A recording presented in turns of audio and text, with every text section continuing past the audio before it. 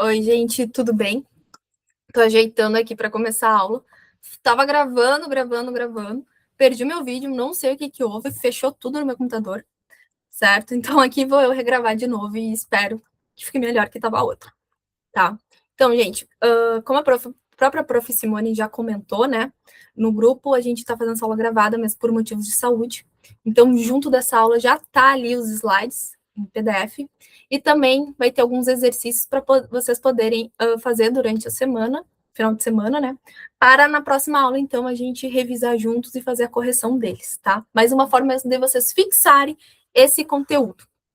Então, gente, eu vou compartilhar com vocês aqui. Eu estou fazendo a gravação pelo Meet, certo? Então, eu vou compartilhar a apresentação.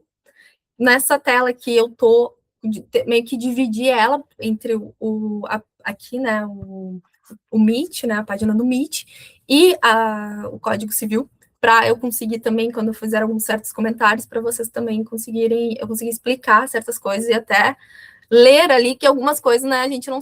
Decorar artigo é muito difícil, certo? Então, só para vocês terem conhecimento. Então, se eu ficar entre duas telas, é porque numa tela está a apresentação, que é o monitor grande, e aqui, então, tá tanto o Meet quanto o Código Civil.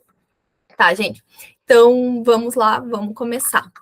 Gente, a aula de hoje é sobre o quê? Pessoa jurídica. Pessoa jurídica, como a gente já viu nas últimas aulas, ela também faz parte de sujeitos de direito. Sujeitos de direito são pessoas naturais ou físicas e pessoas jurídicas, né?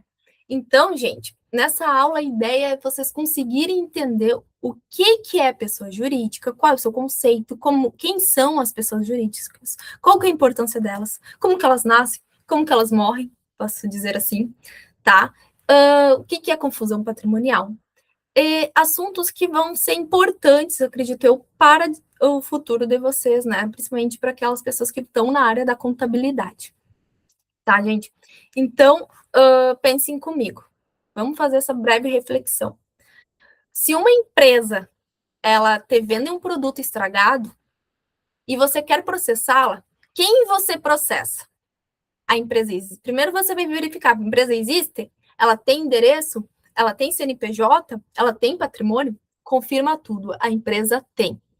Por que a empresa tem tudo isso? Porque o direito deu a ela uma coisa chamada personalidade jurídica. Então, você vai processar quem? O sócio da empresa ou a empresa em si? A empresa em si, gente. Por quê? Porque ela tem isso que eu acabei de falar, personalidade jurídica. Então, gente, vamos fazer uma breve resumo, então, das últimas aulas, só para recapitular e vocês entenderem um link, então, com a matéria. A gente já sabe o que é personalidade jurídica, né? Que é aquela aptidão, então, para ser sujeito de direitos e deveres, que é o que permite que alguém exista juridicamente no mundo, pelo menos aqui no Brasil, né? Então, toda pessoa natural ou jurídica, ela tem o quê? Personalidade. O que é? Além da personalidade, né? A personalidade vem o quê? Ela vem com o nascimento, com vida. Como a professora Simone explicou. Ela tem que ser parida, a criança tem que ser parida, sair da mulher, e respirar. Aí passa a ter personalidade jurídica. Não importa se depois ela morre, mas aquele momento que ela respirou, ela tem personalidade jurídica. Certo, gente? E o que além da personalidade, nós vimos? Nós vimos o quê? A capacidade. O que é capacidade? É a aptidão, então, para exercer esses direitos e deveres. E aí, ela é o que significa que não basta existir juridicamente, você também precisa agir juridicamente. Então, nós vimos os dois tipos de capacidade, que é a capacidade de direito, que é aquela capacidade própria, né, da personalidade jurídica, e a capacidade de fato, que ela é o poder ou não agir sozinho, né, que a gente viu que através de representação, né, ou através de ser assistido, vimos através das idades, né, através de outros que o código define como relativamente capazes, incapazes, certo, gente? Então é aquilo de poder ou não também sofrer limitações dessa capacidade. E o nosso, então, conceito de pessoa jurídica? O que é pessoa jurídica? Então, gente, o que é pessoa jurídica? Pessoa jurídica, ela é uma entidade. Ela é criada pela vontade da pessoa humana, certo? É o qual o ordenamento jurídico vai conferir aptidão para ser titular de direitos e obrigações no ordenamento, tá? É distinto, é diferente das pessoas naturais que o compõem. Entendam isso como a pessoa jurídica ela vai ter direitos e obrigações, mas não se confundem com as obrigações do seu titular, que é a pessoa física, que vai ter os seus direitos e suas obrigações. São coisas diferentes, certo? E aí, gente, a diferença muito é essa da pessoa física e pessoa jurídica, é a sua finalidade, né? A sua origem também, né? É saber que a pessoa natural, ela nasce como vida, né? Nasce com vida.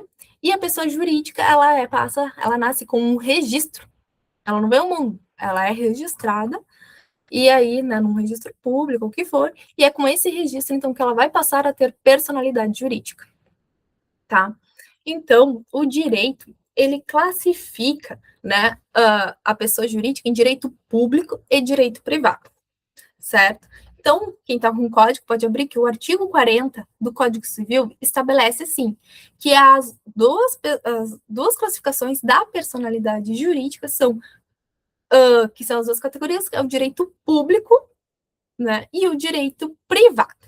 E essa distinção é muito importante para vocês conseguirem entender qual é o regime jurídico que vai entrar. Porque a pessoa jurídica de direito público, ela segue o regime do direito administrativo, enquanto a pessoa jurídica de direito privado, ela segue o regime do Código Civil e de outras leis especiais específicas, né, dependendo do que se tratar, certo, gente? Então, vamos entender o que são as pessoas jurídicas de direito público, tá? São pessoas jurídicas criadas por lei, né, que têm uma finalidade própria, uma finalidade pública, tá? E ela segue, então, esse regime administrativo. E as pessoas jurídicas de direito público, elas podem se dividir em duas questões. Elas podem se dividir em, vou passar aqui para vocês, elas podem se dividir em direito público externo e direito público interno, tá? Então, as pessoas jurídicas de direito público externo são o quê? São os estados internacionais, certo, gente? Ela é regida pelo direito internacional. São sujeitos de direitos e deveres na ordem internacional, não na nossa ordem interna, no nosso Brasil aqui, mas sim em todo o ordenamento mundial, tá? Então, quem vão ser? Vão ser os estados estrangeiros, gente. Vão ser as organizações internacionais, como a ONU, a Unesco, o Mercosul.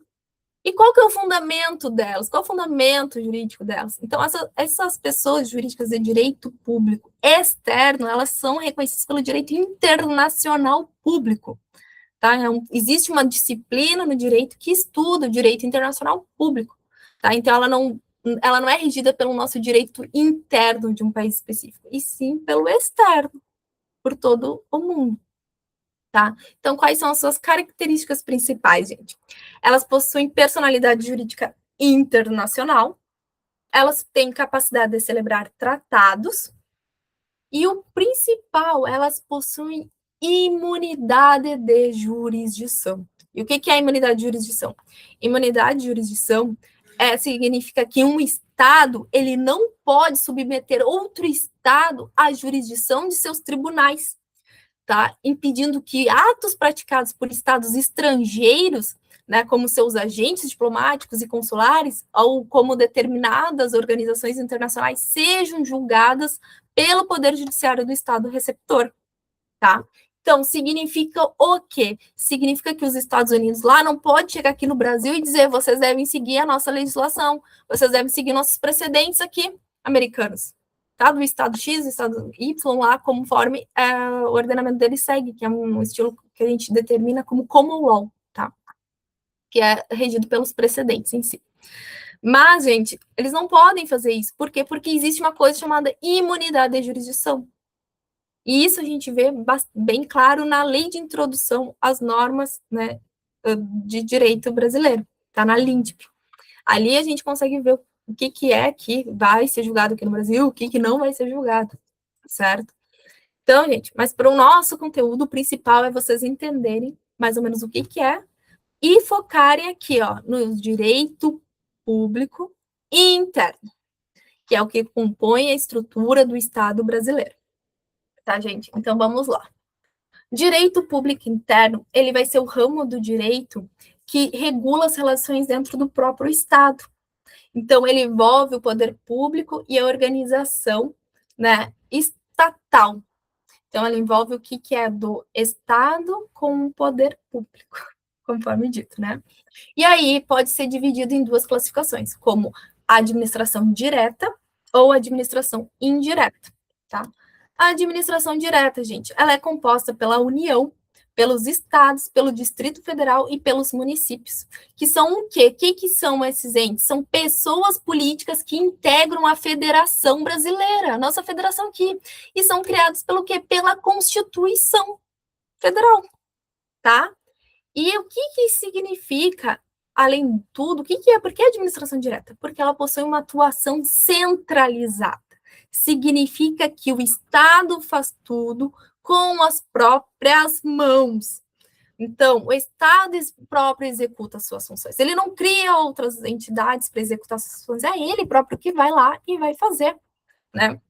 Então, não existe uma outra pessoa jurídica para exercer isso. Então, quem quer um exemplo de como o Estado, através do Ministério da Saúde, gente, através da Secretaria de Educação, através desses órgãos, né, da própria União, né, que vai ali, ou a Secretaria de Educação do Estado, do Rio Grande do Sul, que vai executar. É o Estado agindo de forma centralizada, ele mesmo que está executando suas funções. E aí nós vamos ter, então, a administração. Eu vou passar aqui, porque aqui vai explicar melhor. Nós vamos ter, então, a administração indireta. O que é a administração indireta? Ela tem essa atuação descentralizada, gente. Por quê? Porque aqui o Estado ele vai criar braços para agir melhor. Ele vai pegar e vai criar órgãos, tá? Para exercer a sua função. Então, ele vai criar como, por exemplo, uma autarquia, ele vai criar uma autarquia. O que são autarquias? São pessoas jurídicas de direito público criadas por lei, né, para exercer a atividade típica do Estado, para exercer aquela atividade que era para o Estado exercer, mas então ele pega e faz essa descentralização de sua função e passa a criar esse órgão especialista nisso para exercer essa atividade. Um exemplo, vocês querem? O INSS. Então, o INSS é uma autarquia. Ela não cria o direito, ela aplica o direito. Ela aplica o que está na lei. Ela concede e paga benefícios previdenciários conforme a lei previdenciária. Vocês entendem isso? Outro exemplo de autarquia, a Anatel. O que é a Anatel? A Anatel, ela possui, ela exerce, ela regula ali tudo relacionado a telecomunicações. Então, o Estado vai criar essa entidade para fiscalizar, né, tudo aquilo que é referente à telecomunicação no Brasil. Tá, gente? Nós vamos ter também o quê? As fundações públicas, como pessoa jurídica de direito público interno, tá? De administração indireta, que são